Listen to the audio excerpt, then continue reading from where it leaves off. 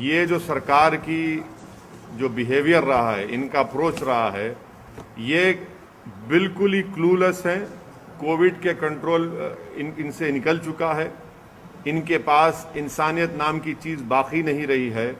अगर बाकी होती तो इतनी बड़ी गलती कि फॉरेन कंट्रीज से 300 टन का emergency covid aid Delhi airport पर रुका हुआ है, जिसमें 5,500 ऑक्सीजन कॉन्सेंट्रेटर्स हैं, 3,200 ऑक्सीजन सिलेंडर हैं, 1,36,000 रेमडेसिविर इंजेक्शन है।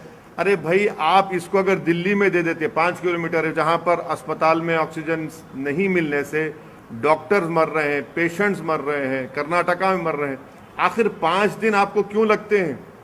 आपको पहले से ही मालूम होना चाहिए था, आपको पहले से प्लान बनाना चाहिए था कि रेस्पेक्टिव स्टेट गवर्नमेंट्स को फौरन डिस्ट्रीब्यूट करते, डिसबर्स करते, मगर नहीं।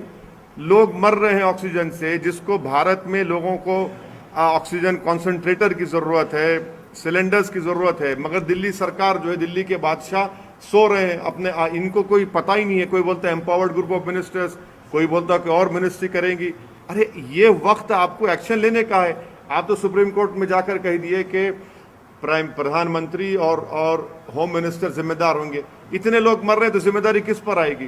कहाँ गया प्रधानमंत्री का वो स्टेटमेंट के अगर किसी गाड़ी के टायर के नीचे एक कुत्ते का बच्चा भी आता है तो उनको तकलीफ होती है? यहाँ तो इंसान मर रहे हैं। शमशान घाट में जगह नहीं है जलाने के लिए, लकड़ी नहीं है, क्रीमेटोरियम जो गैस के हैं वो खराब हो जा रहे हैं, कब्रिस्तान की ज़मीनें कम पड़ रही हैं। आखिर क्या हो रहा है हमारे मुल्क में? क्या ये गवर्नमेंट हरकत में आएगी, नहीं आएगी? कब तक प्रधानमंत्री से वीडियो कॉन्फ्रेंस से लेकर पूछते रहेंगे? अरे भाई, जमीन पे देखिए ना, आप जमीन पे नाकाम साबित हो रहे हैं। आपके कोई हरकत नहीं कर रहे हैं। आपकी सरकार दिख ही नहीं रही जमीन पर। आपकी सरकार सिर्फ वीडियो कॉन्फ्रेंस में दिख रही है, मगर जमीन पर तो कोई सरकार नजर ही नहीं आ रही। इससे हर आदमी परेशान है। कोई दिन नहीं जाता कि लोगों की आहें, उनका रोना, उनकी तकलीफ, कहीं बेड नहीं मिल रहा है, इक्विपमेंट की जरूरत है। अरे किस ये ऐसे वक्त में आप जीएसटी क्यों लगा रहे हैं? उन लाइफ सेविंग इक्विपमेंट पर निकालिए जीएसटी को, एक टाइम तक निकालिए। और फिर इंपोर्ट ड्यूटी आप रखे क्यों? इंपोर्ट ड्यूटी उसको भी निकालिए।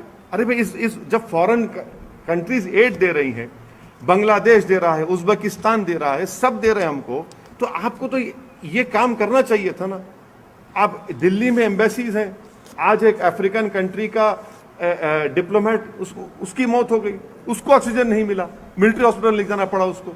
तो ये देखकर ऐसा लग रहा है कि सरकार बिल्कुल ही इनविजिबल हो चुकी है, कहीं पर नजर नहीं आ रही। रेलवे मंत्रालय का दावा है कि वो कई सारे ऑक्सीजन एक्सप्रेस भी चला रहे हैं। रेलवे मंत्रालय को सिर्फ इतना कहना चाहिए कि दिल्ली को कितने ऑक्सीजन की जरूरत थी, आपने कितना दिया पूरे देश में? आप दिल्ली को आप नहीं दे सक रहे और आप बाजा बजा रहे अपना। ये तो कैपिटल है ना देश का, वहीं पर आपकी झूठ तो वहीं साबित हो रही है। पॉलिटिकल सवाल सर, बंगाल में काफी पोस्ट पोल वॉयलेंस हो रहे हैं, उसको आप कैसे देखते हैं? ये जो नहीं, ये इंसान की जिंदगी, उसकी जान एक फंडामेंटल राइट है भारत के संविधान में। जो कोई सरकार, चाहे केंद्र सरकार हो, कोई भी स्टेट गवर्नमेंट हो, उनकी पहली जिम्मेदारी ये होनी चाहिए कि वो इंसान की जान को बचाएं। और अगर वो जान को नहीं बचाते तो वो अपने फंडामेंटल ड्यूटी में नाकाम साबित हो रही हैं। तो कॉन्स्टिट्यूशन में राइट टू लाइफ एक फंडामेंटल राइट है।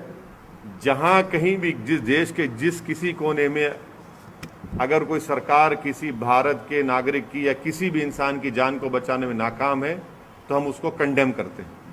अलग अलग political parties, national political parties, वो they are demanding and they are in fact उनका वो फेवर कर रही हैं कि लॉकडाउन होना चाहिए, नेशनल लॉकडाउन होना चाहिए।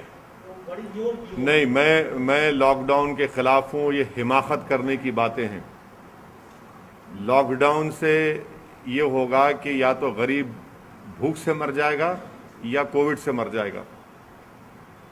आपको कंट्रोल करना है। कर्फ्यू आप लगा रहे हैं, बहुत अच्छा है, कर्फ्यू चल रहा है, मगर कंप्लीट लॉकडाउन से फिर क्या होगा? उस गरीब के घर में खाना कौन लाएगा? और आप ये तो एक बहुत बड़ी हिमाकत होगी मेरे बारे में, इस बारे में। और मेरी राय मैं शुरू से लॉकडाउन के खिलाफ रहा हूँ और आज भी लॉकडाउन के मैं खिलाफ हूँ। Still